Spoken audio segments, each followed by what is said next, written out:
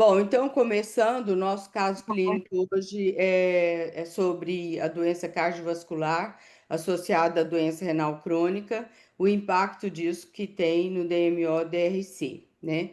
A doutora Ana Paula, que é, para quem não conhece, eu acho que não tem ninguém que não conhece, mas eu vou falar assim mesmo. Ela é da Universidade Federal de Pernambuco, né?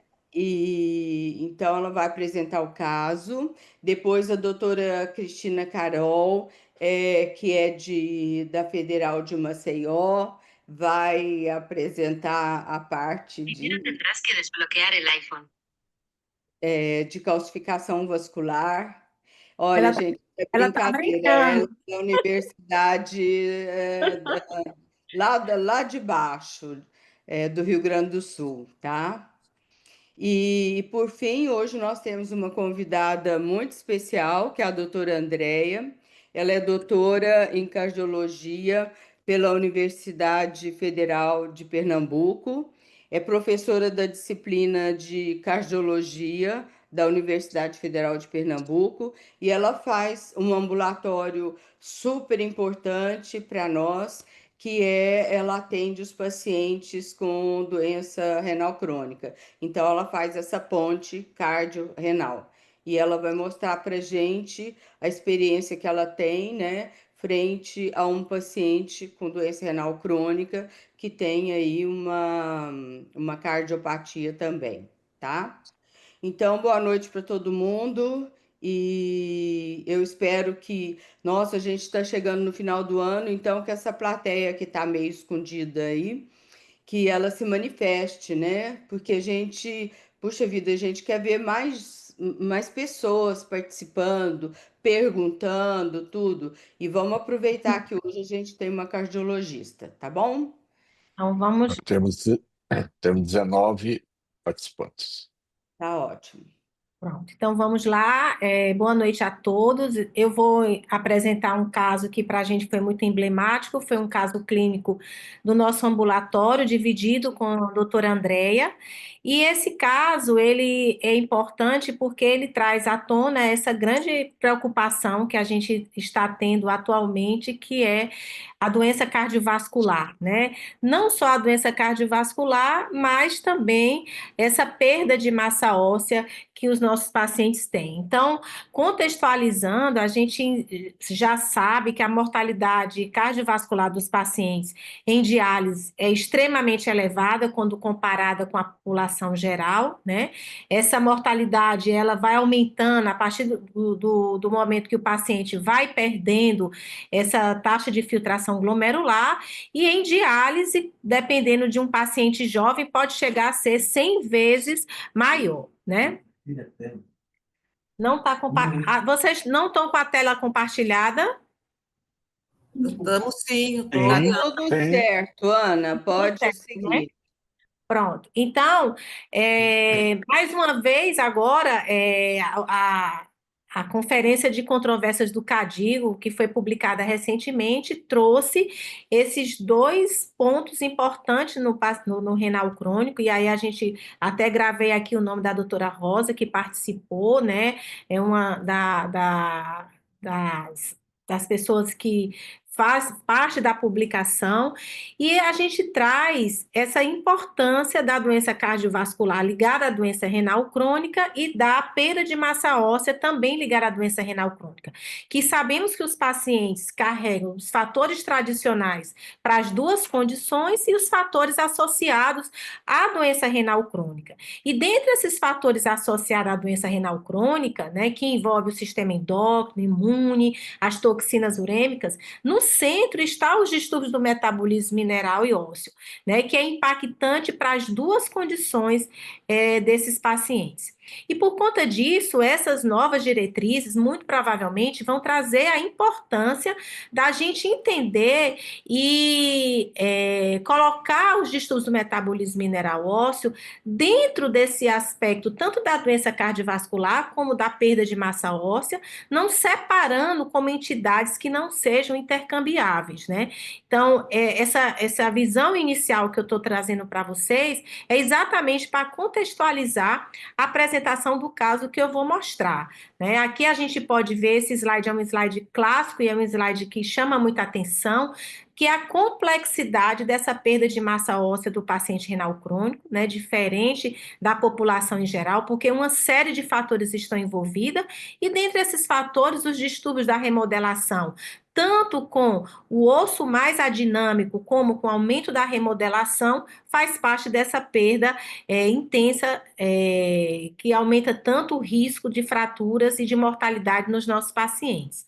Então, o caso clínico de hoje é de um paciente muito jovem, 40 anos, um homem que tinha uma etiologia indeterminada da doença renal crônica, muito embora tivesse uma história familiar. Ele estava em hemodiálise há 7 anos, não era nenhum paciente tão velho em diálise, e ele chegou no nosso ambulatório agora, recente, em junho de 2024, tá? O ano passado. Esse paciente ele vinha com dores ósseas generalizadas, fraqueza muscular, chegou em cadeiras de rodas e no exame físico a gente já notava uma diminuição da altura, um aumento do diâmetro antero-posterior, uma leontíase óssea, ou seja, sinais de reabsorção óssea, provavelmente associada a um hiperparatireoidismo grave. Ele vinha em uso de quelante, Renagel e carbonato, que era a medicação que ele vinha usando da clínica de diálise, e também já fazia uso de paricalcitol. E tinha parado o Sinacal 7 por intolerância.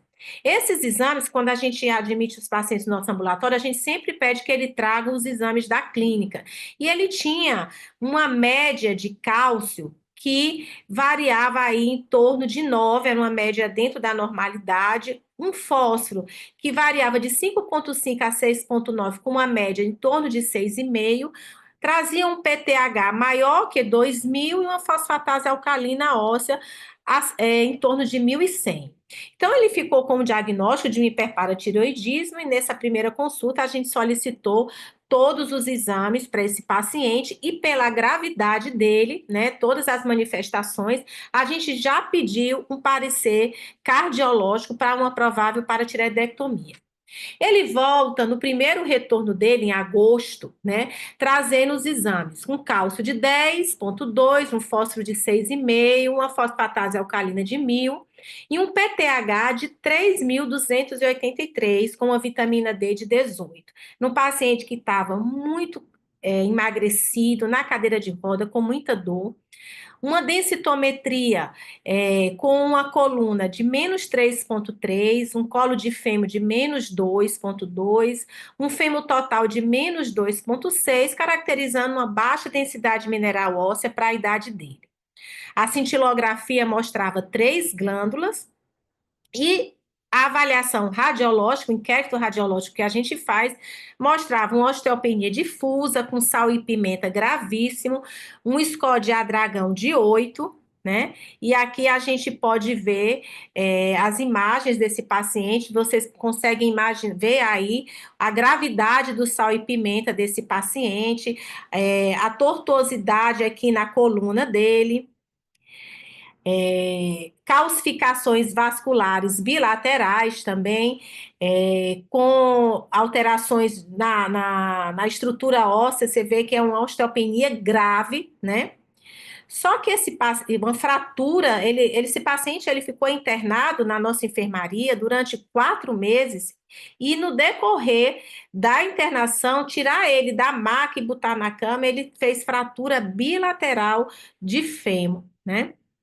Só que ele não sofria apenas dessa perda de massa óssea, ele também sofria, o coração dele era um coração sofrido. Vejam aí o tamanho da área cardíaca.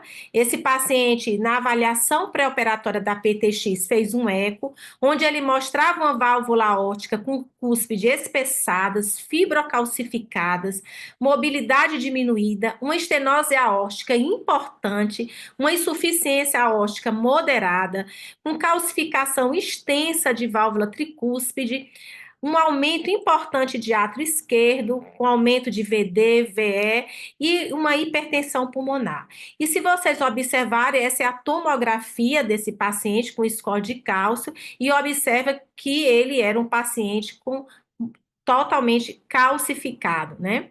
Essa tomografia mostrava um score de calcificação coronariana de 3.043, um score de calcificação de válvula aórtica de 3.022, mostrava ainda calcificação em topografia de músculos papilares, moderada calcificação em válvula tricúspide e calcificação, inclusive, no pericárdio. Então, a Andréa, quando viu esse paciente, já ficou aterrorizada, achou o paciente gravíssimo, né? E já tentou agilizar esse paciente para que a gente operasse, né? Mas, no meio do caminho, ela viu que a gravidade cardíaca era tanto que ela indicou primeiro que esse paciente fosse submetido a uma cirurgia cardíaca que a gente vai falar mais na frente. Então, contextualizando rápido, a fisiopatologia do hiperparatiroidismo, né, esse excesso de PTH advindo de uma retenção crônica de fósforo, uma diminuição do calcitriol, todo convergendo com a hipocalcemia, num paciente com depressão de cloto e, consequentemente, um paciente com aumento do FGF23, e a ausência de receptores, a ausência de cloto e de receptores de FGF23 na paratireoide, sempre estimulando a paratireoide a sintetizar PTH através da sua hipertrofia e da sua hiperplasia, né? Então, essa fisiopatologia já é conhecida de todos. E no tratamento do hiperparatiroidismo, a gente tem 3 tripés, né? Seria o controle do fósforo, o uso de calcimiméticos e de ativadores de vitamina D, mas em situações tão graves como a do nosso paciente, que além de doença óssea, ele tinha doença cardiovascular grave, advinda do metabolismo mineral ósseo, a gente tem que ir, sem dúvida nenhuma, para uma paratireoidectomia, e aqui é um trabalho que a gente fez no nosso ambulatório, ele já tem um tempo, mas que é onde a gente acompanhou 127 pacientes, e a gente vê que realmente a paratireoidectomia, ela salva vidas, ela é um tratamento extremamente efetivo do hiperparatireoidismo e modifica a curva de sobrevida. Então, esse nosso paciente, ele foi indicado a paratireoidectomia para ele, mas a doutora Andréa indicou primeiro que ele fosse submetido a uma cirurgia cardíaca. Então, esse paciente, ele primeiro realizou essa cirurgia, realizou em novembro de 2024, lembre que ele chegou para a gente em junho, né? E ele fez simplesmente uma troca de válvula, ele fez cirurgia de revascularização e ele fez ainda uma pericardiectomia. Então, no mesmo tempo, ele fez 3 cirurgias, agiu em 3 sítios do coração, né? Ele ficou internado, a doutora Andréa não deixou nem a gente dar alta, ele ficou internado e só em fevereiro, ela pediu para esperar esse pós-operatório, e quando foi em fevereiro, ele realizou uma paratireoidectomia total, né? Nesse período de internamento, já com fratura bilateral de fêmur, onde também foi implantado 45 fragmentos da paratireoide na região peitoral. E esse paciente voltou para a gente na semana passada e eu quis trazer esse depoimento dele, porque hoje ele é um outro paciente. Luiz, eu queria mostrar para o Brasil todo como é que você está se sentindo depois das 2 cirurgias. Houve melhora na sua vida? Com certeza, melhora totalmente. Né? Minha evolução ficou boa até demais, né, doutora? Pressão boa, tudo bom. O que é que você sentia antes de operar o coração e fazer a cirurgia da paratireoide? Cansaço e muitas dores, né? as articulações, todas as articulações do corpo doía, né? Você acha que sua dor melhorou mais ou menos quantos por cento? Acho que 8%. 80%? 80%, com certeza. Com certeza, 80%. Muito bom, então. Então, parabéns, viu? Hoje você é uma pessoa mais feliz. Com certeza, muito feliz. Graças a Deus e, primeiramente a Deus e depois a vocês, né? Profissionais que cuidaram bem de mim até demais. Então, tá bom. Com certeza. Vou mostrar você para todo mundo, viu? Tá ok. Ô, Pronto. Ana, Esse era o caso. tá. Antes de você passar para a Cris, eu queria perguntar uma coisa do caso, É. assim, de curiosidade. Primeiro, por que que, assim, vocês utilizaram o Z-score no caso dele? A gente colocou o Z-score pela idade. A densitometria já veio com o Z-score por conta da idade, né? Ele tem menos de 50 anos, né? É, Só por isso. foi só por isso. Outra Quando coisa, você vai comparar com o T, não muda muito, né? Não, eu não sei. muda, não. E é, o score de. De cálcio, Não, o score de dragão, né? Que eu vi lá que era 8. de 8, né? Mas, assim, você mostrou as radiografias de quadril, né? Eu vi Não as mostrei das calcificações. mãos, foi. Mas tem calcificação na Das radial? mãos. Tem? Tem, tem. Tá. Então era isso. Não, eu estou perguntando assim, para quem tá assistindo, né? Assim, é legal saber que você não mostrou, mas que tinha que ter, Sim. né? Eu mostrei só as femorais, né? As Só as femorais, radicais. femorais. Sim. E outra coisa, já que esse caso é relacionado à doença cardiovascular, eu acho que, assim, eu gostaria muito de saber uma informação que eu acho importante, é a respeito de quanto que esse paciente tinha de pressão arterial. A Andrea pode até falar melhor, porque a gente no ambulatório do osso a gente acaba não verificando essa pressão arterial, mas ele era um paciente com hipertensão, tinha dificuldade de controle pressórico. Eu acho que a Andrea vai comentar melhor aí. Tá Não me bom. lembro quanto era a pressão arterial dele. Mas era hipertenso.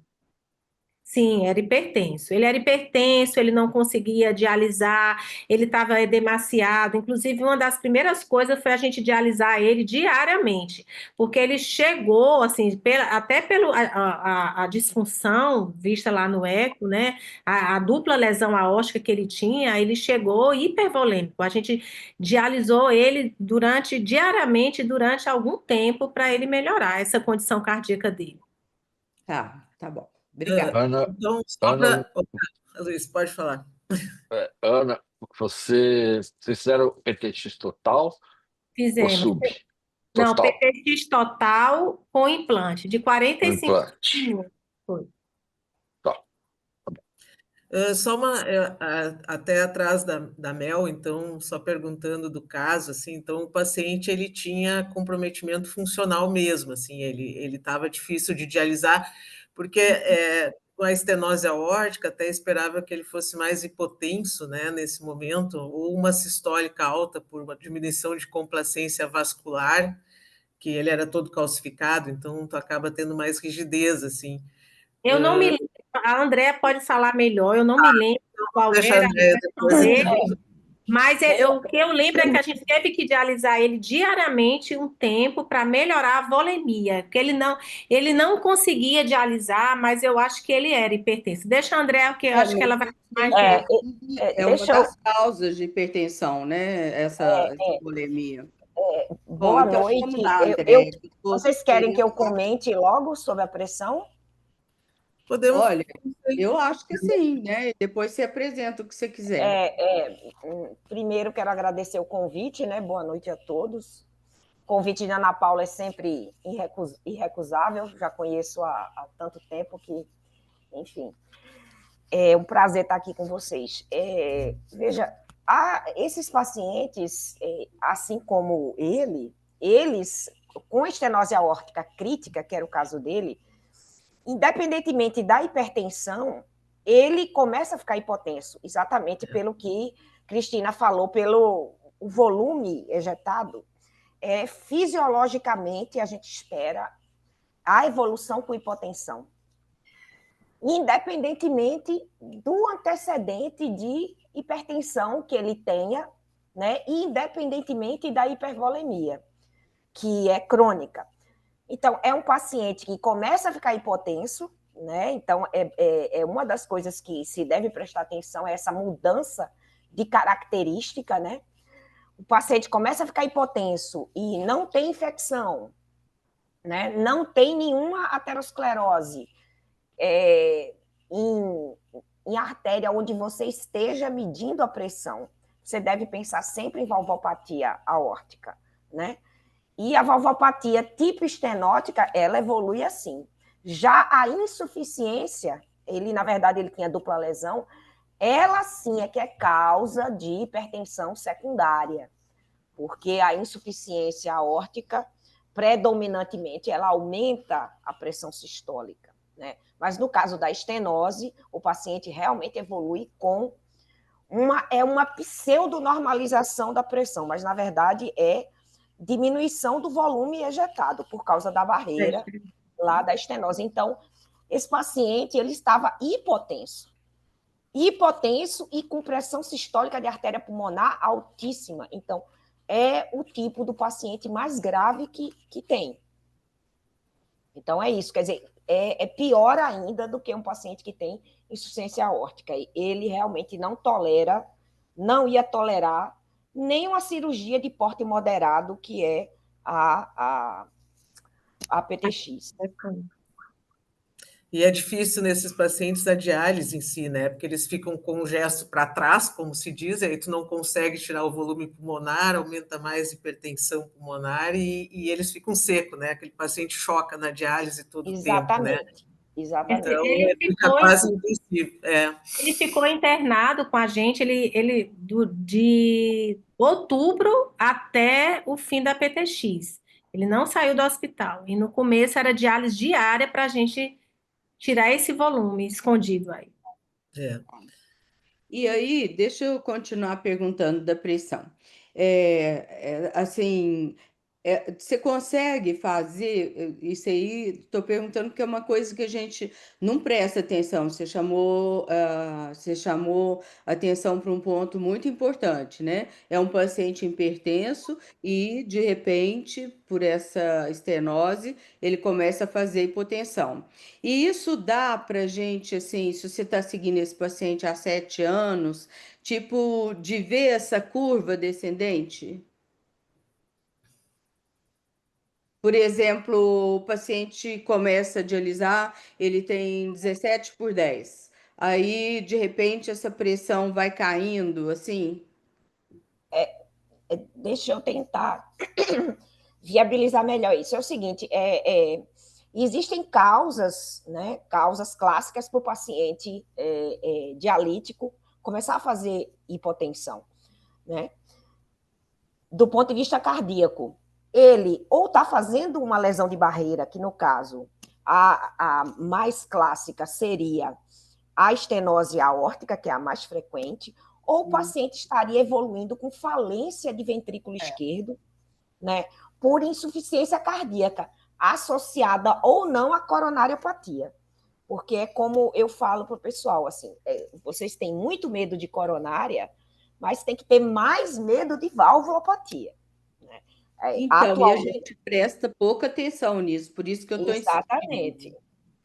Mas no caso dele, insuficiência cardíaca estaria descartada. Ele tem uma fração de ejeção de 56, né? Mas na verdade não. Ele, na verdade, ele tem uma insuficiência cardíaca com fração de ejeção preservada, né? Eu costumo dizer lá com os residentes assim que, na minha concepção, não existe paciente em hemodiálise que não tenha insuficiência cardíaca. Não existe.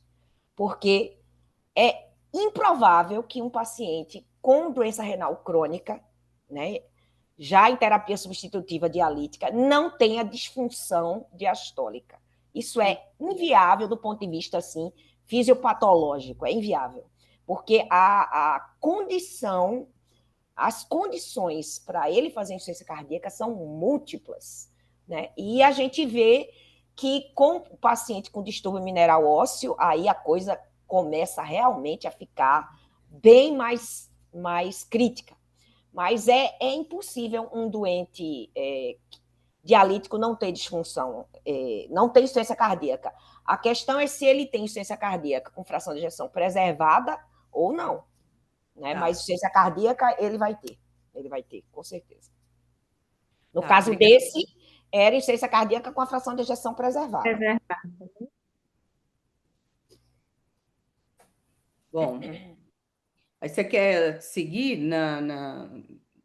com relação ao caso? Você quer continuar comentando? Porque é um caso muito interessante mesmo, né? Eu acho que a gente tem que ficar realmente esperto com essa parte cardiológica que é, na verdade, que leva o paciente a óbito, né? Exatamente. E Como é que vocês nós nefrologistas, não todos, né? Mas eu estou falando, a grande maioria olha um eco desse e vê lá, já sabe que disfunção diastólica vai ter.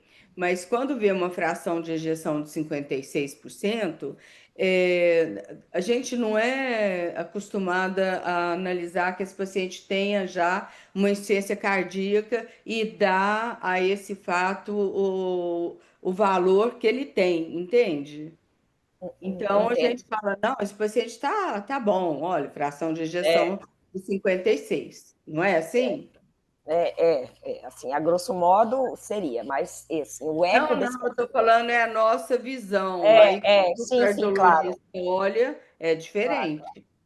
Sim, com certeza. Vocês querem que. Como é que vai ser a ordem? Vocês querem que eu coloque alguma Eu coisa acho já para que, entrar? que Cris poderia falar um pouco, assim, no contextualizar a calcificação e depois a Andrea poderia fechar. O que é que você acha, Mel? Eu acho que é ótimo. Então, tá. Vamos aprender. Então, Aninha, tu descompartilha o teu? Pronto.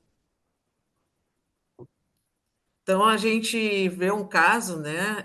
Esse caso é emblemático, né? É triste ver que nós ainda recebemos paciente nessa forma, né, Ana? Nos ambulatórios que a gente tem. E a Um gente sabe paciente jovem, né? Jovem, que 7 anos, né? 40 anos de idade, se a gente for comparar com alguém de 80 anos, esse de 80 sem doença renal não chega aos pés em calcificação, né? 3.000 a gente só vê em paciente dialítico mesmo, né? Dificilmente a gente vê numa situação normal.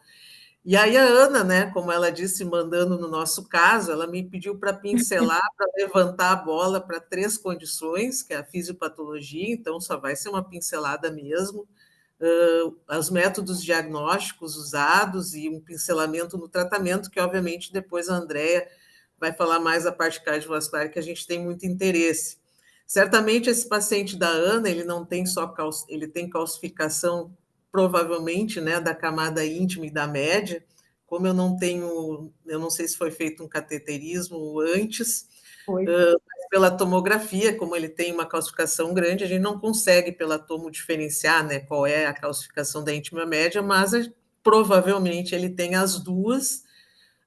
Como ele é um paciente jovem, né, em diálise, a gente sabe que tanto a calcificação da íntima, né, qualquer idade, na verdade, quanto a calcificação da média vão ter implicações clínicas um pouco diferentes de cada uma, inclusive na fisiopatogenia, mas eu vou me fixar um pouco mais na calcificação da média, que como a Ana já colocou, essas calcificações vasculares, na verdade, né, depende tanto dos fatores de risco tradicionais, que todo mundo conhece, nossos pacientes sofrem da maioria dessas, né, como também fatores não tradicionais referentes à doença renal crônica ou ao próprio tratamento. E os desordens do metabolismo mineral têm um papel chave nessa deposição de cálcio e fósforo na parede das artérias. O tempo de diálise, a gente sabe que quando o indivíduo entra em diálise, a prevalência estoura, né? A gente chega a ter 80%, talvez, dos pacientes com calcificação de algum grau. e o aumento de 15% de calcificação em cada ano de diálise. Então, esse paciente já tem muitos anos, né? Não esquecendo também que a inflamação e as alterações de outros elementos também fazem, então, a fisiopatogenia da calcificação bastante complexa, entrando o FGF, o cloto, como a gente estava comentando antes, que o cloto seria um protetor, né? Ele está diminuído, a questão da diminuição da proteína GLA, que também é inibitória. Então, nós temos uma diminuição de fatores anticalcificantes, né? Como a fetuína, ao mesmo tempo um aumento de partículas calciproteicas, que a princípio seriam protetoras, né? Que seria a fetuína, o calcifósforo, mas com o tempo e a diminuição da fetuína e a modificação dessas partículas, elas começam tudo a se depositar nas paredes, então, vasculares. Todos esses processos, toxina urêmica, entre outros, fazem com que a célula muscular lisa vascular tenha propriedades osteogênicas, né, se transforme numa célula produtora, né, de osso, como se diz, ou seja, o cardiologista vira um ortopedista, né, dentro da parede do vaso. E o distúrbio mineral é uma tempestade perfeita, né, a gente tem vários fatores associados com associados com a progressão, né, aparecimento e progressão da calcificação, seja o fósforo e cálcio alto, balanço positivo de cálcio, seja por quelante, seja pelo banho alto em cálcio, o hiperpara, como é visto nesse paciente, ao mesmo tempo, o outro extremo, né, a doença óssea dinâmica também está associado, a questão da deficiência de vitamina D, ou um uso de dose excessiva de calcitriol a longo prazo, o magnésio baixo. Então, nós temos vários fatores dentro do distúrbio mineral, além, obviamente, dos fatores associados com os inibidores e promotores. E aí acontece a calcificação, né, que vai ter tanto cardíaca quanto vascular. A cardíaca, o paciente mostra bem calcificação de aórtica e mitral, podendo levar a estenose ou até duplas lesões e as consequências que a gente estava comentando, que a Andréia provavelmente vai falar mais para nós. E, ao mesmo tempo, também o próprio miocárdio calcifica, ou pela isquemia, né, crônica, por um espessamento dos vasos, também leva a anomalias de condução, levando a maior chance de arritmia e morte súbita dos pacientes. E é interessante a questão da calcificação, né, as microcalcificação da íntima, que ocorre mais, a Andréia vai me corrigir, mas ocorre mais em pacientes jovens, e parece estar mais associada à instabilidade de placa e risco de infarto. Já na pessoa mais idosa, eles tendem a ter mais macrocalcificação na íntima, que poderia até ser meio protetor, mas pode levar a isquemia crônica, inflamação miocárdica e fibrose, né? E essa que é complicada, que o DMO está muito associada, que é essa calcificação da média, que leva a essa rigidez vascular, o aumento da pressão, principalmente a sistólica, levando a sobrecarga miocárdica, piorando a hipertrofia e levando a insuficiência cardíaca, como a gente estava comentando. E a identificação a gente vê toda hora nos exames que a gente faz de raio-x, mas quantificar, ele fez o padrão ouro, que é a tomografia computadorizada coronariana, que a gente pode ver, então, a quantidade mesmo de calcificação, e a gente pode também ver a progressão, né, dessas calcificações, e usada principalmente em estudo clínico, e que bom que esse paciente pôde ter esse exame. Mas devido à disponibilidade, né, e o custo da tomografia, a gente lança a mão de radiografia mesmo, para semi-quantificar, que seria a radiografia lateral do abdômen ou de pelve e mãos, e obviamente os nossos pacientes também têm indicação de fazer ecocardiografia de controle. O raio-x de coluna a gente não tem desse paciente, mas se tivesse a gente poderia fazer o score de Calpila, né, que seria avaliar, semi-quantificar a calcificação na artéria, na aorta, né, tanto na porção ascendente, em 4 segmentos, podendo somar, e um score maior que 7 é associado com mortalidade. E o score de Adragão, que a Melanie comentou, a gente também pode semi-quantificar através do raio-x de pelve, e o raio-x de pelve dele é muito ruim, né, mas a gente vê aquela calcificação no caso da femoral e ilíaca, e a gente então faz esses quadrantes, são 8 quadrantes, e a presença de calcificação em qualquer um desses quadrantes, tu tem 1 ponto. Esse score vai de 0 a 8. Esse paciente tinha um score de 8, acima de 3 já tem associação com risco de mortalidade e evento cardiovascular. O que fazer é o que a gente tenta, né? Tentar prevenir ou lentificar a progressão e infelizmente, até o momento, a gente não tem nada que regrida a calcificação vascular. E aí vem o tratamento, que acho que a gente pode depois conversar sobre isso, né, de evitar sobrecarga de fósforo, principalmente com alimentação, né, tratar a hiperfosfatemia com quelante, com uma boa diálise, evitar isso aqui, balanço positivo de cálcio, principalmente com doses altas de quelante de cálcio e também o cálcio dialisado, e tratar o hiperpar, assim como a doença óssea dinâmica, porque são dois fatores que interferem.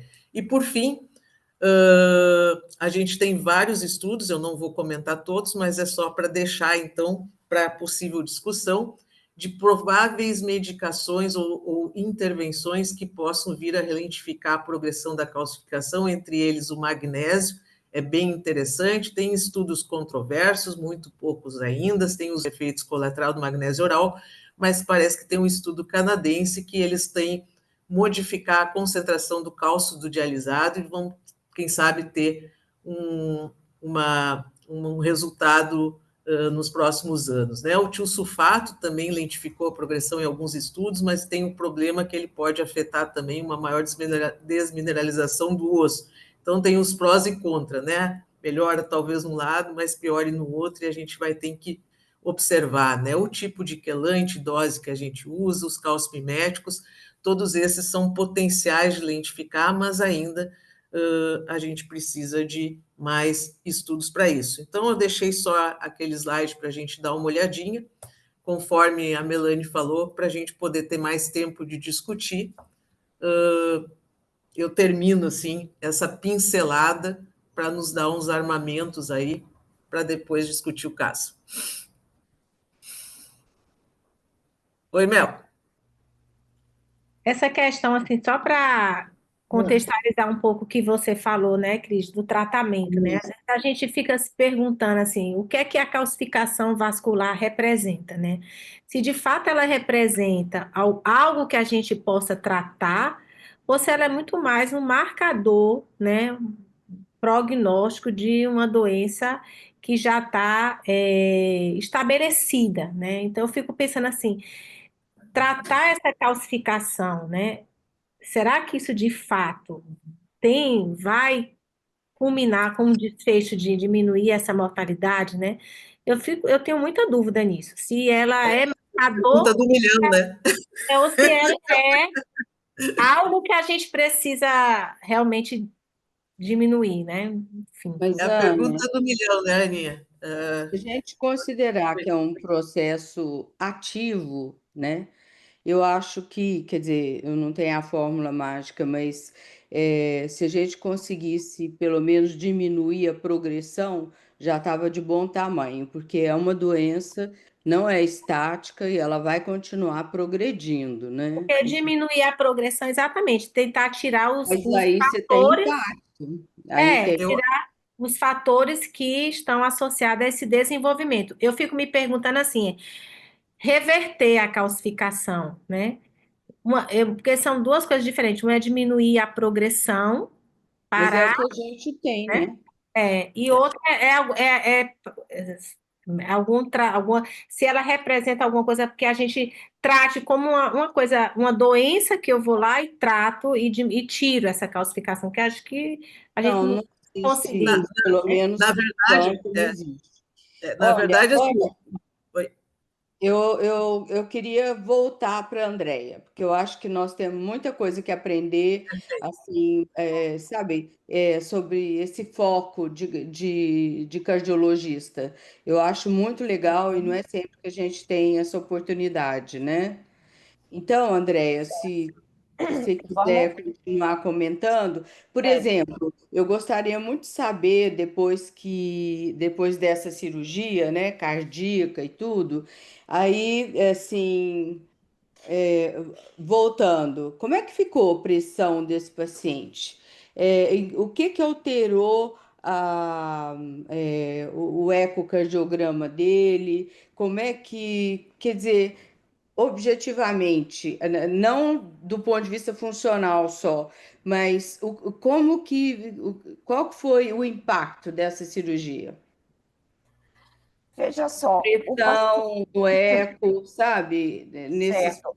Ótimo. Eu vou compartilhar aqui. Deixa eu ver aqui. Vou tentar compartilhar. Não sei se vocês estão visualizando. Vocês estão visualizando? Ainda não, André. Não, André. Tenta ali no share, faz aquele caminhozinho que a gente comentou antes. E aí tenta pegar a apresentação do Google de novo. Porque aí eu acho que...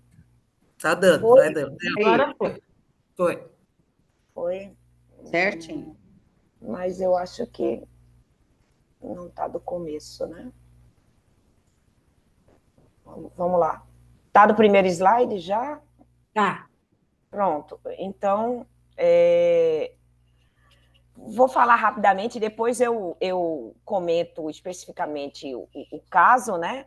Assim, falar de nexo cardiorrenal é meio que chover numa olhada para vocês, né? Que tem os fatores de risco tradicionais e os fatores de risco que não são tradicionais, que são específicos da doença renal, e prestar atenção nisso aqui, que o risco de morte em pacientes dialíticos é muito, muito maior por morte cardiovascular.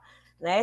A gente tem mais ou menos 60 mortes por 1.000 pacientes por ano no paciente dialítico contra uma morte em cada 1.000 pacientes no paciente que ainda não está em diálise. Quer dizer, o prognóstico, a gente fala que o paciente dialítico ele morre de infecção, falta de acesso, né, vascular e de cardiopatia. Isso daí já é conhecido por todos. E aí eu me deparei aí com a mais nova diretriz de vocês, né? Uma das diretrizes, o CADIGO 24, publicado ano passado, e assim, ele já começa a falar aqui qual é a forma de tratar o paciente, né? Antes, para evitar que ele vá para a diálise. E tudo, se vocês prestarem atenção, tudo tem um coraçãozinho aqui, quer dizer, o nexo cardiorrenal começa bem antes, né, dessa questão do paciente já estar na terapia substitutiva.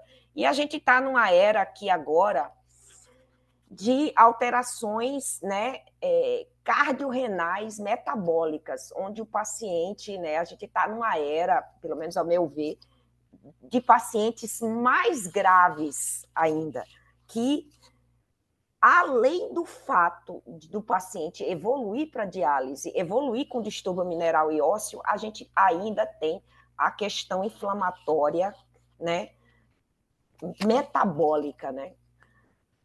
Isso vai incutir o paciente mais inflamação ainda. Eu acho que a gente tem que se preparar para uma era de pacientes assim muito mais graves.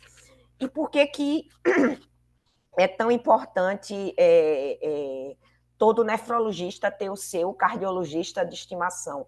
Porque realmente, dentro da cardiologia, o paciente mais grave, de mais alto risco, né, é o paciente renal crônico. Isso aí a gente não tem dúvida. Há 20 anos atrás, quando eu comecei a me interessar pelo assunto, a gente tinha lá, a doença renal crônica é um fator de risco. Mas agora todas as nossas diretrizes, né, da cardiologia, felizmente, se convenceram que o renal crônico, com clearance abaixo de 60, a gente já tem que considerar ele alto ou muito alto risco. E falando objetivamente, fazer um link com esse caso, né? Eu sempre falo que o dialítico, ele já pode começar a diálise, como os fatores de risco de adoecimento cardíaco e renal são os mesmos. Paciente dialítico, a maioria deles já começa com algum grau de doença cardíaca. No caso dos pacientes que evoluam com nefropatia hipertensiva ou diabética, né? A maioria desses doentes já entram na diálise com doença cardiovascular. Mas um paciente como o que a gente está vendo agora, era um paciente que tinha uma insuficiência renal de causa indeterminada. Então, esse paciente, definitivamente, toda doença cardíaca dele advém da doença renal. né? É um paciente de 40 anos, é um paciente que ele tinha um histórico de hipertensão mais conectado, era uma hipertensão secundária conectada à doença renal crônica. Era um paciente que não tem faixa etária para coronariopatia e é um paciente que não tinha nenhuma característica de valvopatia por febre reumática, que é a principal causa de valvopatia aqui em países em desenvolvimento como o nosso, ou de valva aórtica bicúspide, que é uma patologia congênita que também faz com que o paciente desenvolva estenose aórtica precoce. Então, é um tipo de paciente que tem uma cardiopatia exclusiva da doença renal crônica. E aí, quando vocês se deparam com um doente dialítico, óbvio que todo mundo se preocupa com a morte súbita. A gente sabe que a morte súbita no doente dialítico é muito mais incidente, né, do que na população geral, mas não necessariamente associada à coronariopatia. Para vocês terem ideia, já foram feitos alguns estudos mostrando que, mesmo nas clínicas de diálise, vocês tendo aquela ideia, nas clínicas de diálise que tem cardiodesfibrilador externo para uma assistência de uma parada cardíaca, foi visto que é raríssimo, numa clínica de diálise, o paciente ter uma parada cardíaca que possa ser desfibrilada. A maioria são paradas cardíacas associadas à assistolia, e isso está conectado muito mais a distúrbio hidroeletrolítico, possivelmente a velocidade de como vocês fazem a retirada dos eletrólitos. Então, isso já foi visto. Ou seja, se preocupar com dialítico é se preocupar com coronariopatia, obviamente, com miocardiopatia, né, paciente que tem insuficiência cardíaca com fração de ejeção baixa, e essa nova onda de valvopatia nesses doentes, que está realmente assim uma epidemia. Eu digo a Ana Paula que é uma epidemia porque praticamente todos os pacientes que a Ana Paula e Edvanilson mandam para o pré-operatório, praticamente todos têm algum grau de valvopatia. Sempre a gente torce para que seja a valvopatia que a gente chama de refluxo. O que é valvopatia de refluxo? É insuficiência aórtica ou insuficiência mitral. Por quê? Nessas duas valvopatias de insuficiência aórtica ou insuficiência mitral, o paciente vai tolerar muito melhor uma abordagem cirúrgica pré-PTX, mesmo tendo valvopatia. Mas valvopatia de barreira, como a estenose aórtica, aí realmente, e a estenose aórtica crítica, né? Que aqui eu estou mostrando para vocês, o mais novo guideline que saiu de valvopatia, já mostra que, inclusive, a terapia transcatéter aqui já deve ser considerada para pacientes com doença renal crônica, mesmo ele não tendo 70 anos ou mais, que é o clássico para a gente indicar o implante transcatéter de válvula aórtica, né? Mas, infelizmente, a realidade que a gente tem não é tão boa assim, de estar indicando implante transcatéter para todos os doentes. Então, eu não sei se já descompartilhou, acho que eu vou descompartilhar aqui. Já sumiu, né? A tela, o meu compartilhamento sumiu. Então, voltando para o caso,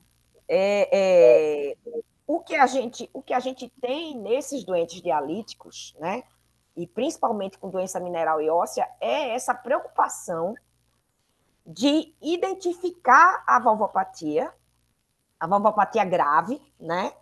As mais frequentes são a estenose aórtica e a calcificação mitral, fazendo com que o paciente evolua com insuficiência mitral, mas a insuficiência mitral ela é mais bem tolerada. Já a estenose aórtica, realmente, o quando ela fica sintomática, a gente não tem outra coisa a fazer a não ser indicar intervenção. Porque as valvopatias, elas são problemas mecânicos, a gente não tem droga, a gente não tem como manusear esse paciente de forma que a gente possa compensar para vocês operarem, fazerem PTX. E para a gente também, eu comento muito com a Ana Paula e a Divanilson, é horrível mandar operar, fazer um procedimento cardiológico num estado de doença mineral e óssea tão grave quanto esse doente, porque a gente sabe que a durabilidade das próteses vão ser muito menores, né? A gente sabe que um paciente desse, que colocou uma prótese, uma bioprótese de válvula aórtica, porque, infelizmente, a gente não pode indicar a troca para uma prótese metálica. Por quê? Porque a anticoagulação com inibidor de vitamina K vai ser devastadora para o doente dialítico. Então, eu costumo dizer que o doente dialítico que não pode usar um inibidor direto, né, um anticoagulante com inibidor direto de trombina, ele vai ficar sem anticoagulante, porque varfarina, inibidor de vitamina K, ele não vai usar, porque a gente já teve experiências péssimas usando varfarina nesses doentes. Então, é um doente que vai para biopróteses, que vão calcificar mais se a gente não correr para tratar o distúrbio mineral e ósseo. Então, o que sempre eu peço para o pessoal lá? É correr atrás do distúrbio mineral e não deixar o paciente chegar nesse ponto, né? Não deixar. Esse é que é o problema, é a gente pegar já o paciente em um estado crítico, onde ele não só tinha uma valvopatia aórtica crítica, né? Como tinha coronariopatia. Esse paciente foi feito, sim, um cateterismo, que, infelizmente, a gente pode, em alguns casos, deixar de fazer o cateterismo em outros tipos de doença, que o paciente vai se submeter à troca valvar. São pacientes com febre reumática, são pacientes jovens, mas num paciente muito calcificado, a angiotomo de coronária, ela perde muito a acurácia. Então, na verdade, esse paciente, a gente documentou o score valvar e de coronária, mas o paciente teve que ir para a definição anatômica com cineangiocoronariografia, né? Porque aí a gente vê a luminografia e vê exatamente o quanto de obstrução luminal ele tem.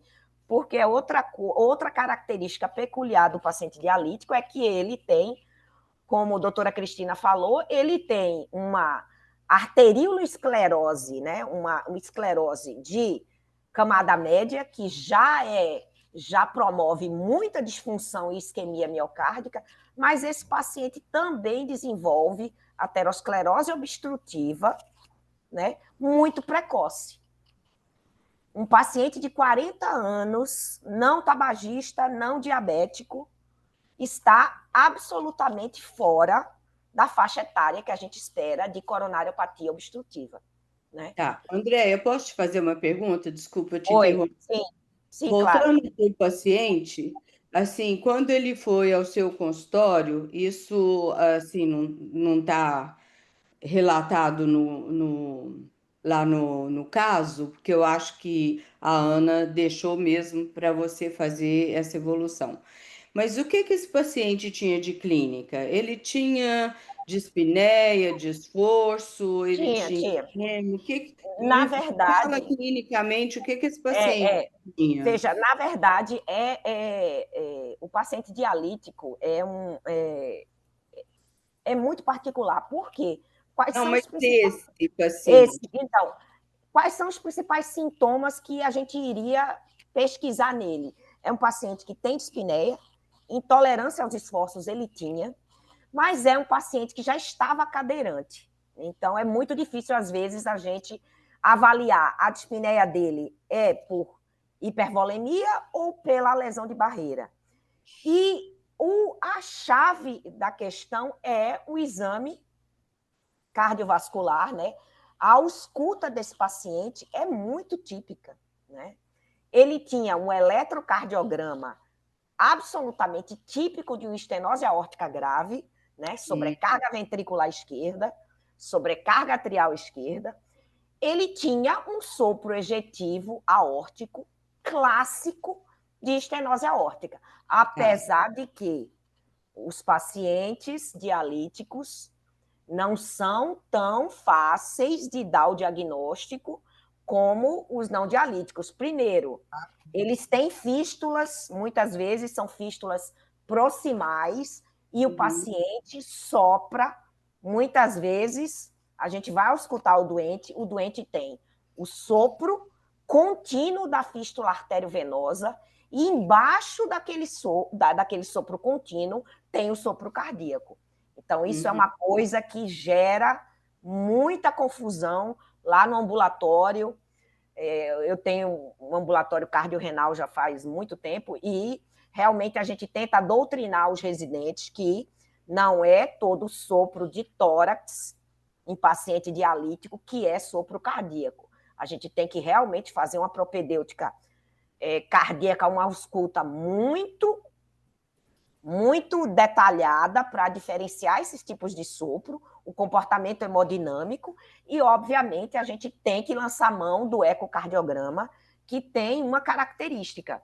O ecocardiograma do dialítico tem que ser feito imediatamente, de preferência pós-diálise, porque toda a dinâmica de insuficiência valvar, de fluxo valvar, muda muito com a hipervolemia.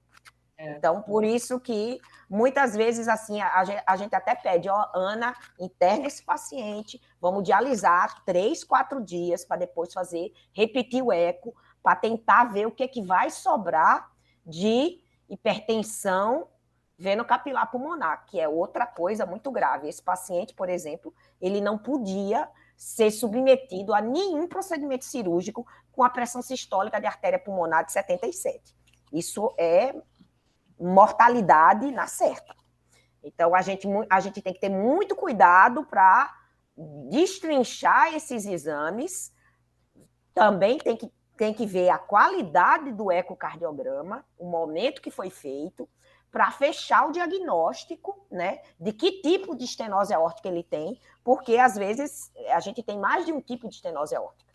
A gente tem estenose aórtica baixo fluxo, baixo gradiente, com fração de ejeção preservada, com fração de ejeção reduzida, então a gente tem que definir qual tipo de valvopatia. Isso a gente faz com o exame físico, com exames complementares. O primeiro é o eco, né? E com toda a epidemiologia do doente, que a gente sabe que o doente dialítico, ele tem uma probabilidade de valvopatia e de coronariopatia altíssima, né? Um doente que tem... eu costumo dizer, praticamente, todo doente que Ana me manda, ou que Edvanilson me manda, é cardiopata, até que se prove o contrário. Eu tenho mais perguntas, mas agora eu vou abrir para o povo, né? Porque eu estou muito perguntadeira hoje. Então, gente, quem quer perguntar mais alguma coisa sobre... O Luiz está com a mão levantada. Eu levantei a mão desde a hora que começou a reunião. Por que Eu você vi não tua mãozinha, levantou Luiz. para eu ver? Eu não vi. Tem que olhar na minha fotinho lá que você vê. Eu tô assim, Agora ó. eu estou vendo, mas é porque geralmente você faz assim, ó. Tá bom. Então, minha pergunta é bom, parabéns a todos pela apresentação, um caso muito interessante, parabéns, Ana, Carol, pela discussão, mas queria perguntar para a Andréia. Andréia, obrigado pelo seu didatismo, pela sua clareza de explicar as coisas, muito interessante. E eu vou te falar um caso assim peculiar, que está fora disso tudo e bem curtinho.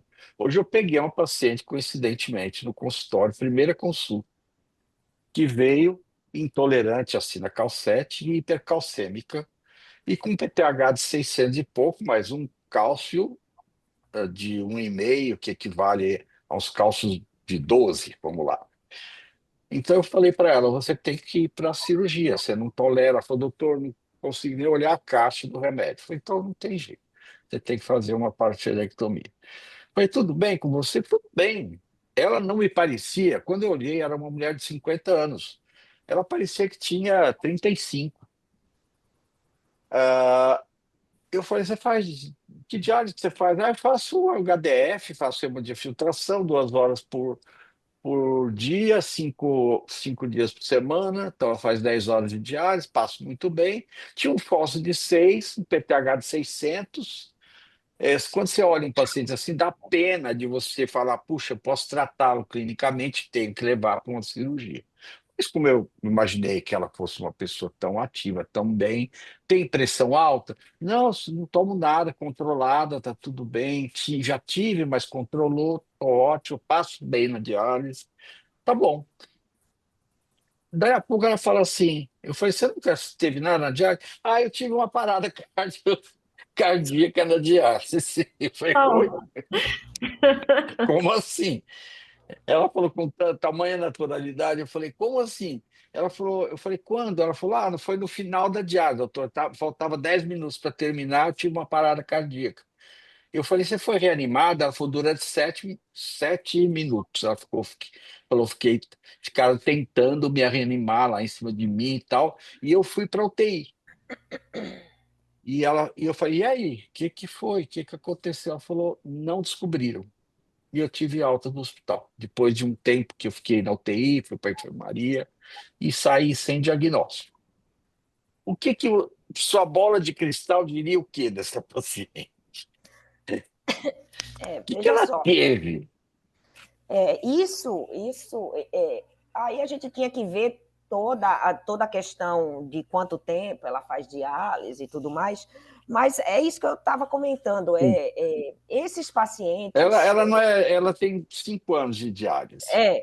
esses pacientes, eles fazem realmente arritmia, né? A arritmia, no caso, ela foi uma morte súbita, uma morte súbita abortada, né? Sim, É muito importante, na hora da parada, registrar o eletrocardiograma, né? Ver se foi uma fibrilação ventricular, se foi uma fibrilação atrial ou um ataque à arritmia supraventricular, que tem outro prognóstico, que tenha dado, de repente a paciente fez um ataque supra, com repercussão hemodinâmica, e faz baixo débito cerebral, e na verdade foi reanimada, mas não tem a gravidade de uma arritmia ventricular maligna. Então, se essa paciente... Mas se não fizeram nada disso e conseguiram, né? Conseguiram reanimar, qual a leitura que a gente tem do caso? Primeiro, possivelmente não foi uma arritmia ventricular maligna, porque ela não sairia só com manobras de massagem cardíaca. Ela teria que ser desfibrilada. Mas a partir do momento que ela vai para a UTI, essa paciente tem que ser muito bem investigada do ponto de vista metabólico. Ela tem que fazer um ecocardiograma, óbvio, né? Isso aí é básico, e teria sim que fazer uma cineangiocoronariografia.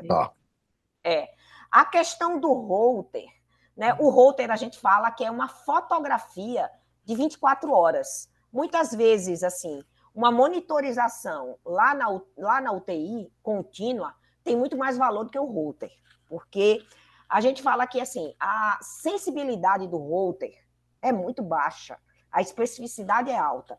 Então, a gente se preocuparia mais em definição de realmente coronariopatia, ela não poderia ter saído do hospital sem a cineangiocoronariografia. E a depender dos marcadores, inclusive ela teria que fazer BNP, curva de troponina, ela faria eco e faria até ressonância, né? Mesmo que fosse uma ressonância sem gadolínio, né? Por quê? A gente tem alguns eventos que não estão associados à coronariopatia obstrutiva, que são tão graves quanto, né? Que é o que a gente fala de tinoca e minoca.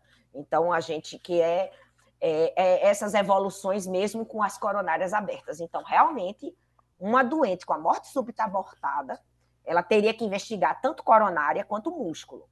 Né? Não dá para simplesmente ignorar. Né? Ah, não teve, passou, e não dá. Né? Realmente não dá. É um paciente... Uma às segunda vezes questão. eles confundem se Uma realmente é segunda parada questão ou não. que eu preciso ficar alerta, porque eu não sei para qual colega cardiologista, ela mora em Minas, em Pouso Alegre, eu não sei para qual colega cardiologista eu estou encaminhando, se ele é alguém que está ligado a problemas renais ou não, enfim. E eu encaminhei para fazer uma avaliação pré-cardiológica com risco cirúrgico, e ela foi embora para fazer essa avaliação e fazer alguns outros exames. Eu mando ela para você, com essa história, o que você faria? E ela conta isso, que ela teve uma parada cardíaca. Primeiro, né, a depender né, de como Quer ela dizer, eu estou te passou fazendo uma depois dessa pergunta parada. capciosa, porque a pergunta é assim: o que ela vai me trazer que eu falo, não, eu não posso aceitar essa. Sim, Porque sim, eu sim. tenho medo dela vir assim, risco cirúrgico asa 1, e alguém que teve uma parada cardiorrespiratória numa diálise. Ela teria, primeiro, ela teria que fazer um eco muito bem feito. Inclusive, um eco, até com. A gente tem uma modalidade agora de eco, que é um strain global longitudinal, que é uma avaliação muito mais sensível do que a fração de ejeção. E uma paciente dessa, com um eco com strain global longitudinal normal, aí a probabilidade de doença grave iria ser muito menor, né? E se ela tivesse esse eco com strain normal, mesmo assim, no mínimo, eu pediria uma cintilografia de perfusão miocárdica, né? No mínimo. Então, ela sairia com a cintilografia miocárdica mais esse eco com strain. Né? E aí, a partir disso, aí iria o céu é o limite, né? Depende se teria valvopatia ou não, enfim, aí a gente seguiria. Minha pergunta é curtinha.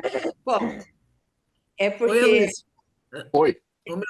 Só para ir nessa discussão da Luísa, que eu acho que é bem interessante, tu falou em uma coisa muito... Não, é do Aloysio mesmo, pode ir. É uma complementação, né?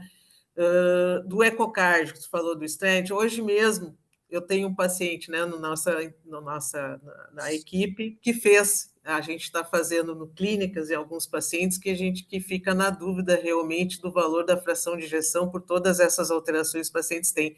E ele tinha uma fração de ejeção, né, no ecocardio 56%, na eco deu 46% quando fazia a longitudinal. E isso é bem interessante, porque muda, né, completamente o valor. Tu considera a mesma fração de ejeção nos dois resultados como normal, assim que se fosse? Não, veja, a avaliação da fração de ejeção, ela tem 2 métodos, né? A depender de como é a anatomia lá, o ecocardiografista escolhe os 2 métodos. Mas a gente não se liga só na fração de ejeção. Né? A fração de ejeção é um dado a mais. São muitos parâmetros que a gente usa para concluir que aquele paciente tem insuficiência cardíaca ou não. Óbvio que quanto menor a fração de ejeção, pior o prognóstico. Mas a fração de ejeção varia. Se o paciente tem insuficiência mitral, a gente tem um superdimensionamento da fração de ejeção. E usando o strain global longitudinal, que é dado por um valor lá, na verdade, o normal é negativo, pelo menos menos 18%. O strain, ele depende muito menos de volemia e a gente pode fazer o strain de ventrículo e de átrio. Então, é uma coisa assim, muito específica, muito técnica, que a gente estuda todos aqueles parâmetros. E só o que eu digo para vocês é, assim, no dialítico, cuidado com válvula, cuidado com coronária e cuidado também, porque nem todo cardiologista, infelizmente, tem essa visão. A gente vem incansavelmente nos programas de residência, eles já têm toda essa questão de quanto é grave o paciente, mas ter essa noção que o dialítico é muito, muito grave é uma coisa que tem que estar entrando na cabeça do cardiologista cada vez mais, né? Há 20 anos atrás, isso era um terror. Eu era o terror da cardiologia quando ia discutir um paciente dialítico, né? Não aguento mais os pacientes dialíticos de André, né? Pelo amor de Deus, é muito problema. Mas a coisa foi se incorporando. E a partir do momento que Cláudio Ronco teve a equipe dele teve aquela luminosidade de definir as síndromes cardiorrenais, então aí isso foi fluindo muito, muito melhor, né? Mas realmente estudar o paciente renal crônico é diferente da cardiologia rotineira, é diferente. E eu acho que isso até que o que André, só para complementar isso, é importante, porque assim, como o paciente renal crônico acaba sendo exceção em muitos estudos da cardiologia, a vivência Todos. Exatamente, E a vivência ninguém quer saber. e ninguém quer tratar, né? É critério de exclusão. E nem ninguém quer tratar. Então, assim, uma das coisas, assim, até parabenizando a Andréa, que ela é uma defensora e luta por esses pacientes. A gente já fez várias cirurgias cardíacas antes da PTX. Nesses 20 anos que a gente está juntas, várias vezes ela indicou e ela comprou a briga junto com os cirurgiões de operar os renais crônicos. Né?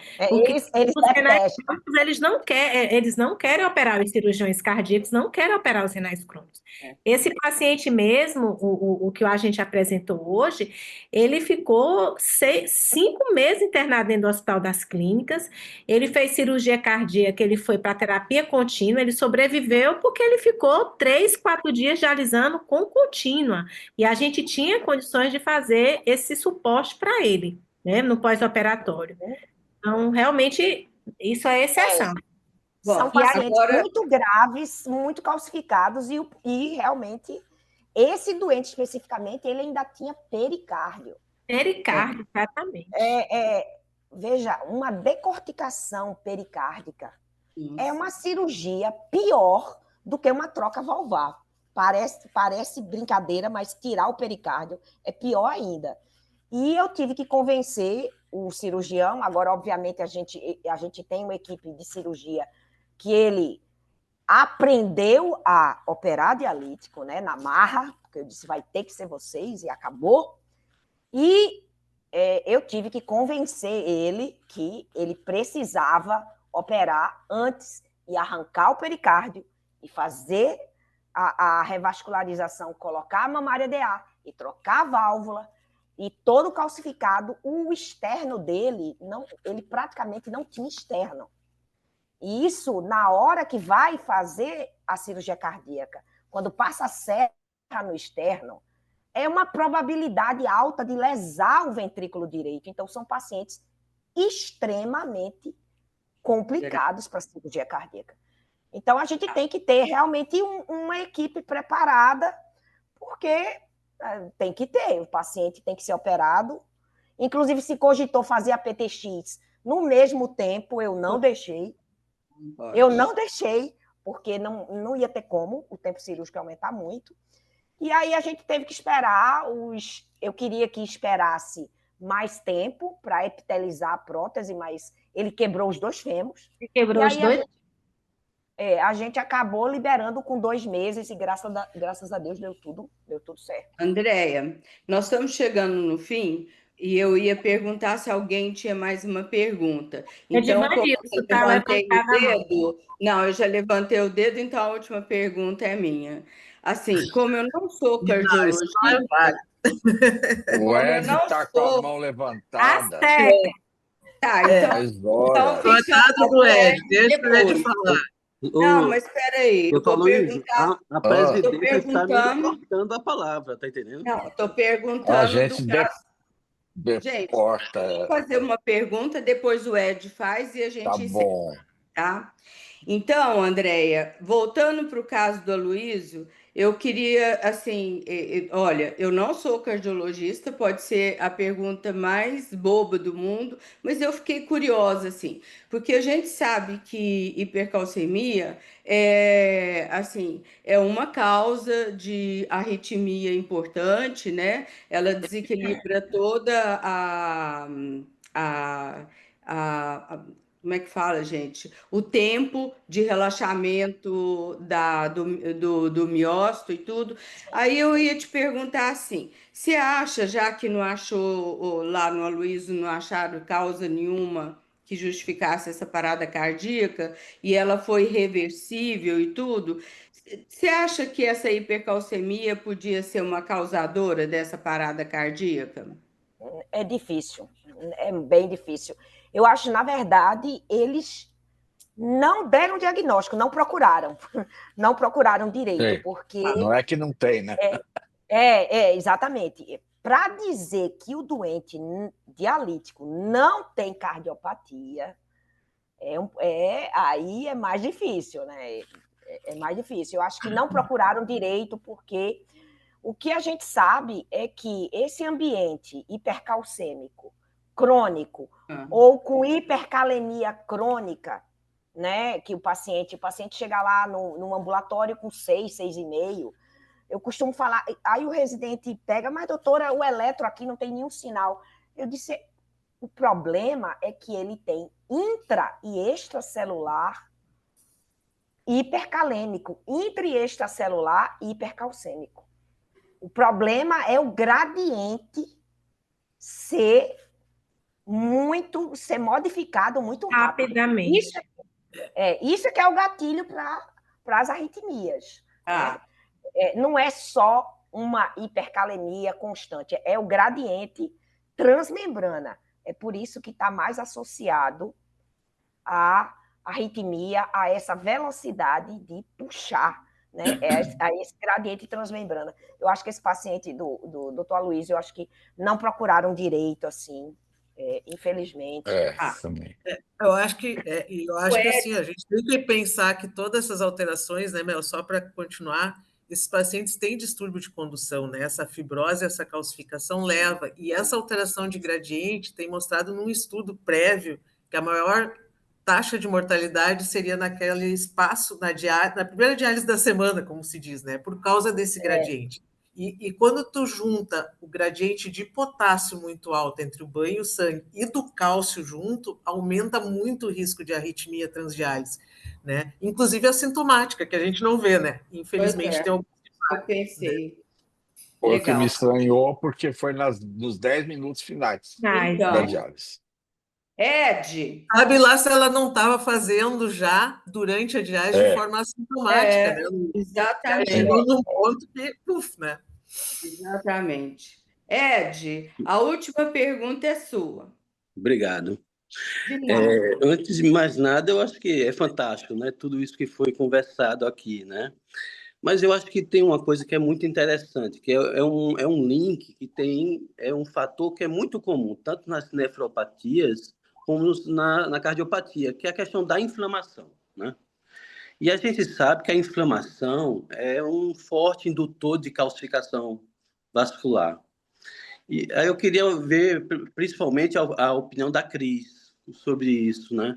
Que a gente hoje tem um arsenal muito grande de drogas que estão surgindo aí, né? Que são os inibidores da SGLT2, antagonistas do receptor mineralocorticoide, que essas drogas, mais do que assim questões hemodinâmicas, elas têm, com certeza, um efeito na inflamação, né?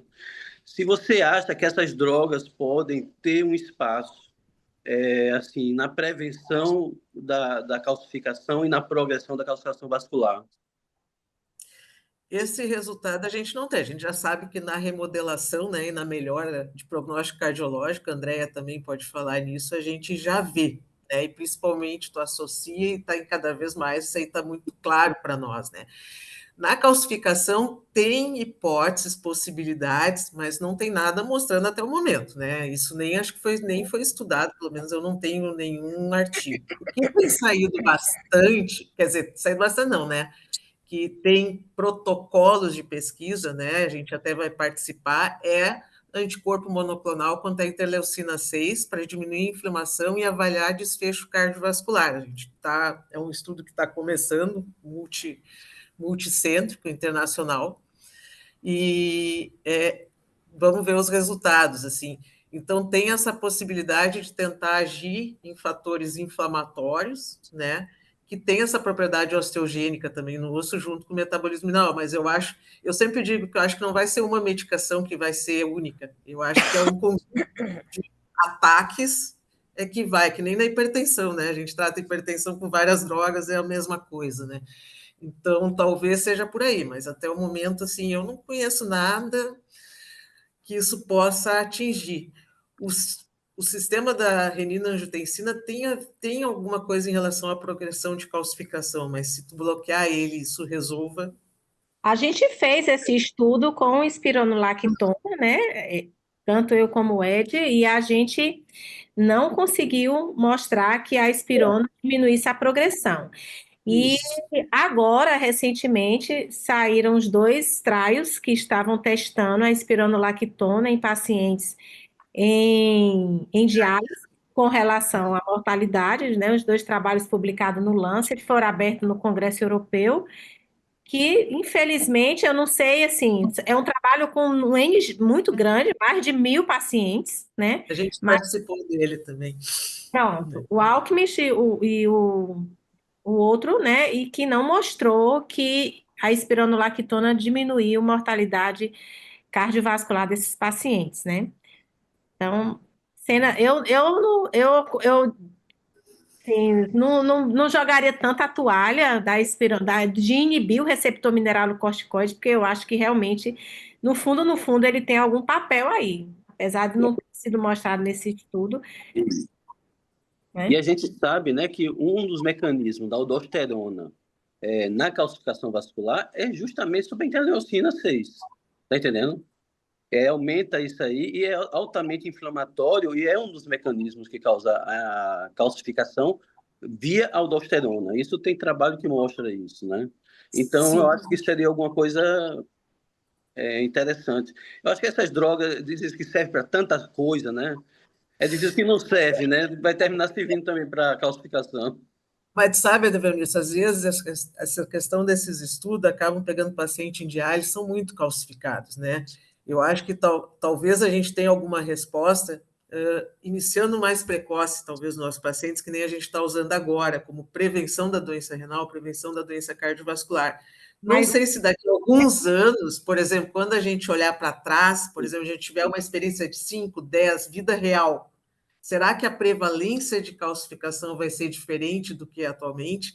pois é, Né? exatamente aqui. Estudo de 1 ano, 2 anos, né?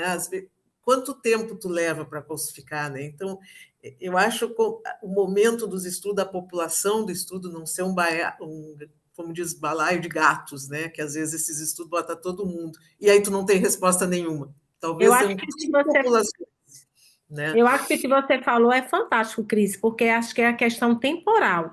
Essas drogas estão sendo usadas agora para tentar diminuir essa progressão, esse acompanhamento. Por isso que eu falei naquela hora assim que eu vejo a calcificação vascular muito mais como marcador do que como algo que eu tenho assim, não sei se a gente limpar a calcificação vascular. Eu acho que é exatamente assim, impedir essa progressão e esse desenvolvimento, né? Porque depois que o paciente está lá todo calcificado, eu ir lá tirar, eu não sei se eu vou conseguir diminuir a mortalidade desse paciente. Eu E acho talvez que tu vai tirar o osso, né? esse trabalho anterior de começar a usar essas drogas agora, como a gente está usando, né? E esse GLP-2, finerenona, né? E o receptor mineralocorticoide, eu acho que a gente vai ver essa resposta mais na frente, né? Eu acho que é exatamente.